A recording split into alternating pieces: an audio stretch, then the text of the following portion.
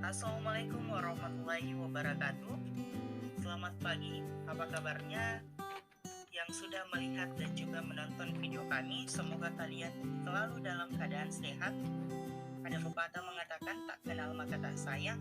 Maka dari itu perkenalkan kami dari kelompok 2 yang beranggotakan Yuyun Andira, yang kedua Muhammad Saleh Aris, dan yang ketiga Makfira. Pada video kali ini, untuk memenuhi salah satu tugas pada mata kuliah Ekonomi Makro Islam yang diampu oleh Ibu dosen Dian Reski Pagestu SHME, sebagaimana kita akan membahas terkait dengan fungsi uang dalam perspektif Islam. Fungsi yang mana yang uang dalam perspektif Islam ini memiliki perspektif dan pemikiran yang berbeda dari berbagai segi, mulai dari fungsinya dan pengertiannya, dibanding dengan ekonomi konvensional akan kita bahas. Sebelum memulai presentasi, ada pantun dari saya. Jalan-jalan berpakaian rapi, hendak bertamu ke rumah paman, kami hendak berpresentasi, perhatian kalian yang kami harapkan. Selamat menonton. Oke, pada pembahasan kali ini kita akan membahas terkait dengan definisi uang dalam perspektif Islam. Uang dalam ekonomi Islam secara etimologi berasal dari kata an-naqdu dan jamaknya adalah an-naqud. Pengertian ada beberapa makna, yaitu an-naqdu berarti yang baik dari dirham, menggenggam dirham, membedakan dirham, dan an-naqdu yang berarti tunai. Kemudian uang didefinisikan menurut para ahli ekonomi kontemporer yang disebut sebagai benda-benda yang disetujui oleh masyarakat sebagai perantara untuk sarana tukar-menukar atau perdagangan barang dan jasa baik yang berbentuk kertas, perak, tembaga, dan lain-lainnya. Jadi, inti selama yang itu bisa diterima masyarakat dan dianggap sebagai uang, maka boleh digunakan di dalam transaksi ekonomi apapun. Kemudian, selanjutnya, fungsi uang dalam perspektif Islam.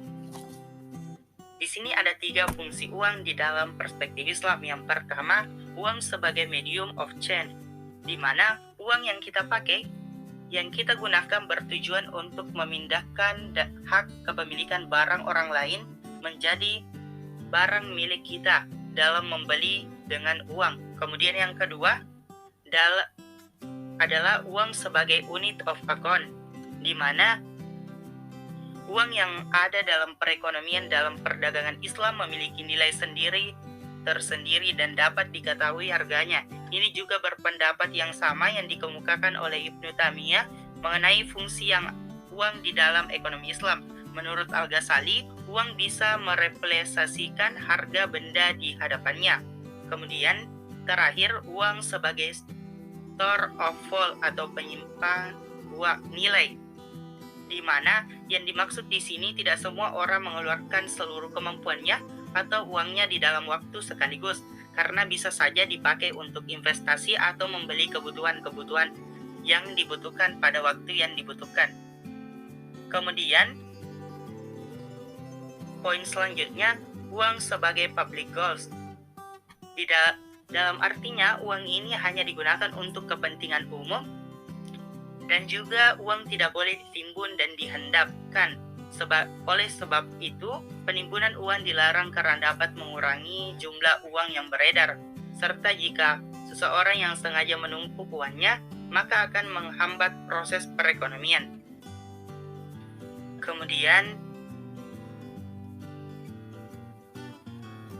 Kemudian pada uang sebagai public goods di sini adalah barang siapa yang menimbun uang dan tidak produktif berarti mengurangi jumlah uang yang beredar. Implikasi mendorong manusia menjadi tidak baik, rakus, dan malas beramal. Kemudian selanjutnya, konsep uang dalam ekonomi Islam. Konsep uang dalam ekonomi Islam sangatlah berbeda dengan konsep uang dalam ekonomi konvensional. Dalam ekonomi Islam, konsep uang itu sangatlah jelas dan tegas bahwa uang adalah uang bukan kapital. Berikutnya, dengan konsep uang yang ada dikemukakan dalam ekonomi Islam tidak jelas. Uang yang dalam perspektif ekonomi konvensional diartikan secara bolak-balik, yaitu uang sebagai uang dan uang sebagai kapital. Kemudian uang sebagai flow contact. Jadi uang dalam hal ini sebagaimana uang harus menjadi public goods atau barang umum yang bisa digunakan oleh semua orang atau masyarakat luas. Uang tidak boleh dihendak pada suatu tempat atau dimiliki seseorang terlalu banyak sehingga menumpuk. Pada ekonomi Islam, konsep ini hampir sama dengan teori impressionisme, teori pencepatan uang, di mana jika uang berputar lebih cepat dan semakin cepat maka akan baik bagi perekonomian.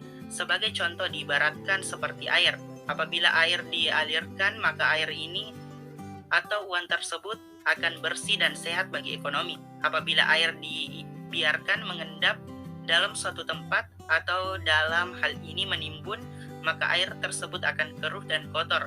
Menjadi secara langsung ini mengatakan bahwa uang bisa diinvestasikan untuk cepat pertumbuhan, tetapi tidak lupa dikenakan instrumen Islam seperti zakat, infak, sedekah, wakaf agar uang ini mengalir ke orang-orang yang fakir, miskin, dan membutuhkan sehingga pemerataan pendapatan dapat terpenuhi dengan baik.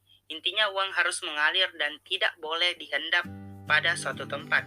Kemudian, temple of money.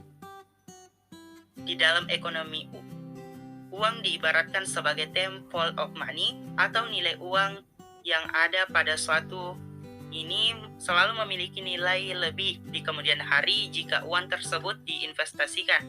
Kloter waktu yang mempunyai kelasi terhadap bunga yang berperan sebagai penambah nilai uang.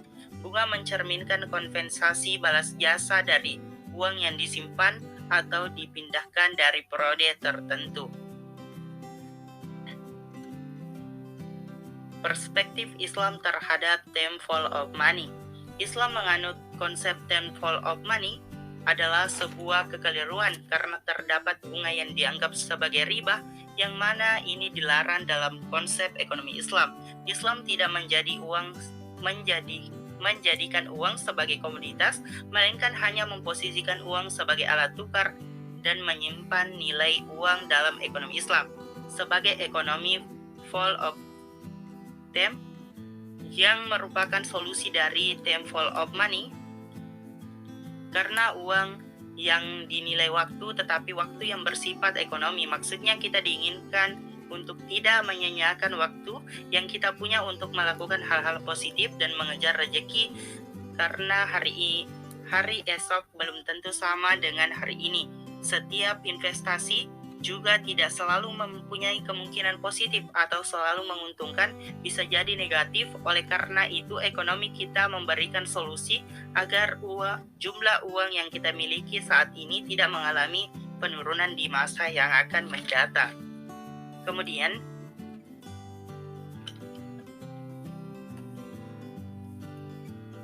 Kemudian pada proses tersebut kita dapat menyimpan uang kita dapat menginvestasikan atau menabung uang kita dengan sistem bagi hasil atau misbah dengan menggunakan dua akad, yakni akad mudharabah dan juga akad musyarakah. Kemudian margin keuntungan atau profit margin bisa dilakukan dalam bentuk pembiayaan saham, ijarah, murabaha, dan istisna.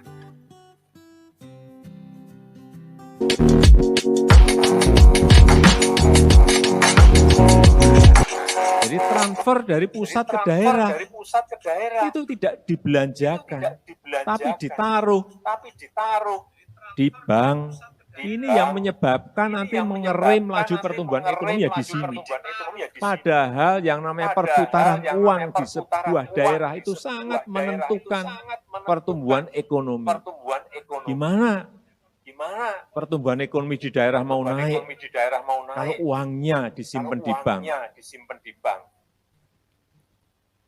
Saya sudah sampaikan bolak-balik ke Menteri Dalam Negeri untuk mengingatkan semua daerah agar segera mensegerakan belanja APBD.